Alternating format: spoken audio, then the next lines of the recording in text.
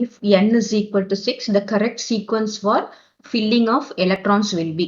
So நமக்கு n is equal to 6, n வந்து கரெக்டா எதுக்கு கோயின்சைட் ஆகும்னா s ஆர்பிட்டாலுக்கு தான் கரெக்டா கோயின்சைட் ஆகும். ஸோ இங்கே ns அதாவது 6x is கரெக்ட். இப்போ நம்ம அதை எப்படி கண்டுபிடிக்கலாம் அப்படின்னு பார்த்தீங்கன்னா நமக்கு 6x இருக்கு, 1s 2s 3s 4s 5s 6x. இப்போ இங்க 2sக்கு அப்புறம் என்ன வரும், 2p 3p 4p 5p and here 6p. இங்க 3d 4d 5d and 6d. இங்க என்னது 4f. பாத்தீங்கன்னா நமக்கு ஒன்னு விட்டு தான் எழுதிட்டு வரணும்.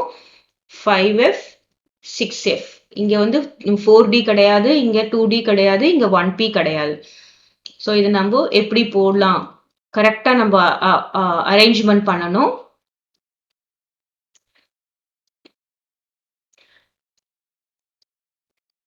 ஸோ இந்த மாதிரி ஒரு லைன் கிராஸா போட்டுட்டு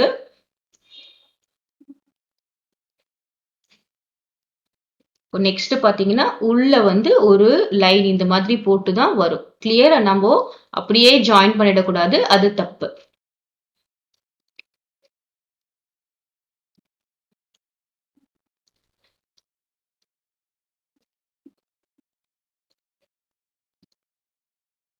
இப்போ நமக்கு 6xக்கு அப்புறம் தான் என்ன இருக்கு அப்படின்றத நம்ம பார்க்கணும்.